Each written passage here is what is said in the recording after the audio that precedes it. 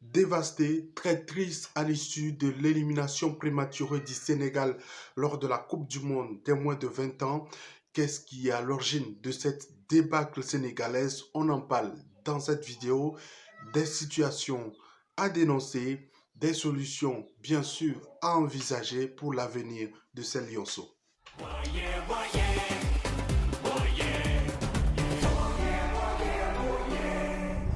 Salut à toi, bienvenue sur ma chaîne. Moi c'est Jacques, ici j'analyse l'actualité sportive africaine. Et si tu ne l'as pas encore fait, abonne-toi à ma chaîne, active la cloche de notification pour qu'on puisse continuer par être nombreux à aborder ce type de sujet ayant bien sûr trait au sport sur notre continent.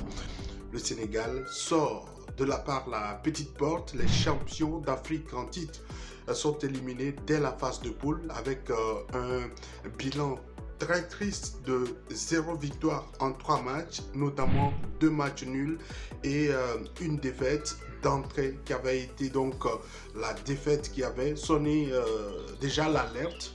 En plus, ensuite, un match nul arraché de justesse face à l'Israël. Et malheureusement, la troisième rencontre qui n'a pas permis aux Sénégalais de prendre leur destin en main, notamment face à la Colombie qui était sur une bonne dynamique, qui était déjà sur 2 victoires et donc qui était assurée de disputer la 8e de finale.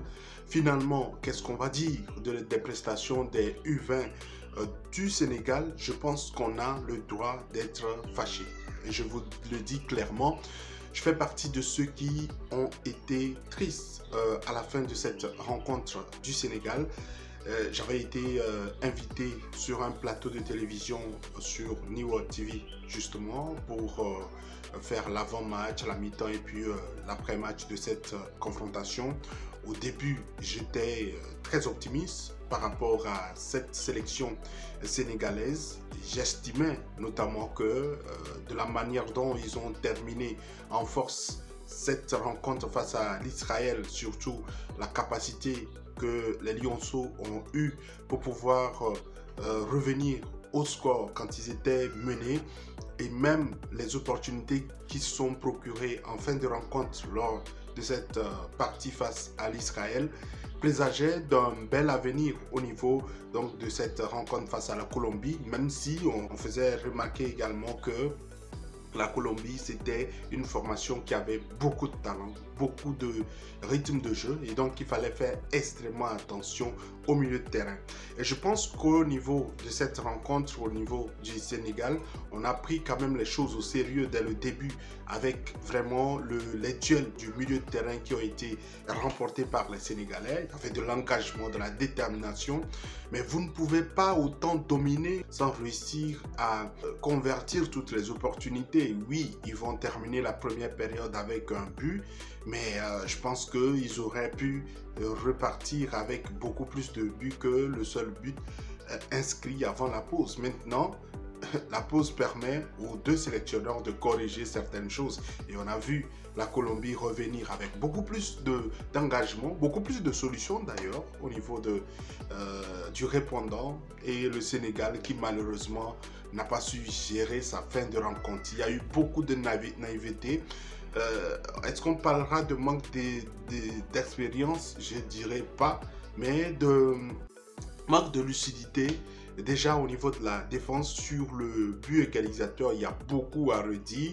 Le gardien qui a été héroïque, Ndiaye, qui a été héroïque lors du 2e match parce qu'il a maintenu le Sénégal en vie quand il était acculé au début surtout de période lors de la 2e rencontre, mais Ndiaye qui a montré également beaucoup d'insuffisances, beaucoup d'erreurs sur plusieurs de ses sorties au cours de cette rencontre.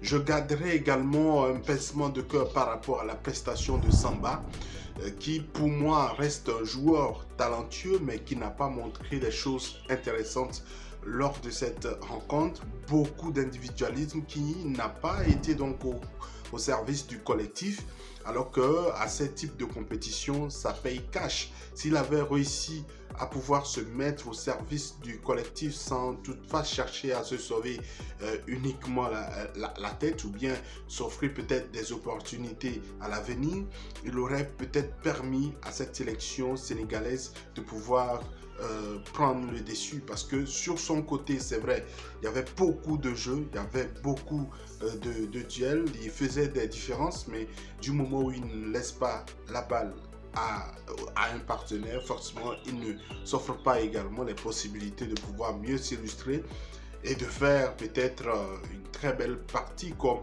il rêve avec son idole Sadio Mané. Malheureusement, ça n'a pas été le cas. Je pense que beaucoup l'ont lynché également sur Twitter. Et c'est logique qu'il puisse le dire, parce que c'est un joueur sur lequel le Sénégal pouvait compter sur cette rencontre. Ça n'a pas marché. On pourra sortir avec quelques satisfactions. Lamine Camara qui a été une nouvelle fois un des joueurs importants. Maintenant, est-ce que cette élimination ne va pas peindre en noir tout le positif qu'il y a dans cet effectif? Je dirais qu'il y a eu du pincement. C'est d'ailleurs la première fois sur ces dernières années que le Sénégal sort prématurément. C'est d'ailleurs la première fois selon l'histoire que le Sénégal sort prématurément d'une Coupe du Monde pareille. Et donc, il y a du boulot au niveau de ce groupe-là, parce que c'est un groupe qui potentiellement va arriver dans l'effectif des U23 dans quelques années, plutôt dans un an ou pratiquement deux. Et donc un groupe qui doit grandir en maturité. Pour moi également, cette élimination est une piqûre de rappel pour toutes les sélections sénégalaises. Les récents sacres au niveau continental laissaient présager que oui, le Sénégal a tout supplanté, a tout s'est imposé de façon incontestable sur le continent. Mais oui, vous avez écrasé le continent. Mais qu'en est-il de l'univers? Qu'en est-il du monde entier? Comment est-ce qu'il y a autant de difficultés pour cette sélection sénégalaise quand elle sort du continent? Prochainement, il y aura la Coupe du Monde également des moins de 17 ans à chercher. Il y a également celle des 23 ans également, sans oublier la prochaine Coupe d'Afrique des Nations. Ce sont des enjeux importants sur lesquels les sélections qui s'imposent sur le continent sont attendues. Il faut également réussir à s'imposer. Aujourd'hui, malheureusement, on ne cite pas le Sénégal comme l'une des meilleures prestations à cette Coupe du Monde. On parlera beaucoup plus de la prestation de la Gambie ou encore du Nigeria qui continuent leur route en attendant peut-être une qualification de la Tunisie. Mais j'estime qu'il y avait de la place. C'est inadmissible. À la fin, sur le plateau même, je pense qu'on n'avait pas beaucoup de mots. Surtout nous qui étions beaucoup plus optimistes par rapport à cette prestation du Sénégal. C'est quand même assez triste et ça illustre clairement que tout ne marche pas au Sénégal. C'est pas tout qui marche au Sénégal. Donc le football, ce n'est pas parce que c'est une sélection sénégalaise que tout doit marcher, et que également on doit rester on doit garder nos pieds sur terre au niveau du football sénégalais pour dire qu'il y a beaucoup de travail. Il y a des jeunes talentueux, c'est vrai. Il y a des collectifs qui se sont formés, mais qui doivent continuer par se raffermir, qui doivent continuer par également s'adapter au challenge du très haut niveau, en n'oubliant pas, pour la plupart de ces sélections africaines, la plus grande erreur, c'est la naïveté ou encore le manque d'efficacité.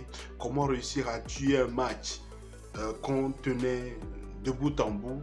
Ce sont ces types de comportements ou ces types de situations qu'on retrouve très souvent comme dénominateur commun des sélections africaines. C'est un aspect à corriger, à travailler pour permettre aux sélections de pouvoir aller plus loin.